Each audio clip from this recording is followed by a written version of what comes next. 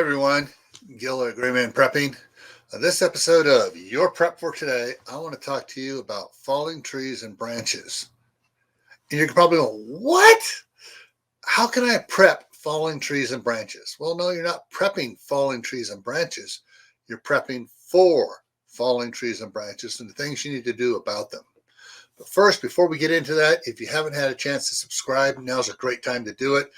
Right down here is a little button that says subscribe. Click it, turn it from red to gray, and then ring the notification bell. That way you don't miss out on any of these educational videos. All right? Okay, so falling trees and branches. How do you prep for it? Well, one of the things you have to realize that what I'm talking about here is, say, like after a really bad windstorm or whatever, or in certain parts of the country, it could be an ice storm, snowstorm, tornado, hurricane, whatever it is that can damage trees. You need to watch out for it when you're out there walking around, especially if you're going on your training hikes and stuff.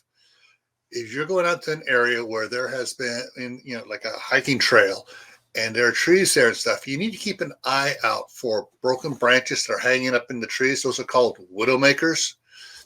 And other dead trees that are starting to fall over, they're called snags. Keep an eye out for those. If it's on like a city, county, state property or national forest property, and you see those and it's in an area where it could fall onto the path you're going across, report it immediately. Now, if you happen to own land and you got trees on your land, check out your trees after a major storm. See what's broken hanging around up there that you need to take care of. Because if it falls down, then you're responsible for it.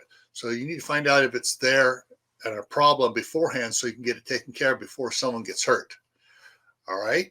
So when you're out walking around, hiking, doing your training, outdoor training, keep your eyes not only rotating down here on the lower levels, keep an eye on what's going on up above you, all right? Because stuff from above comes down on you is not good. All righty. So as always, stay happy no matter what life throws at you. Stay safe. Don't go out and do anything foolish, folks. Most important, keep adding to your preps: water, food, medicine, clothing, skills, and anything else that you can think of that you're going to need to get you to that point where you can survive just about any disaster. Why? Well, this is why.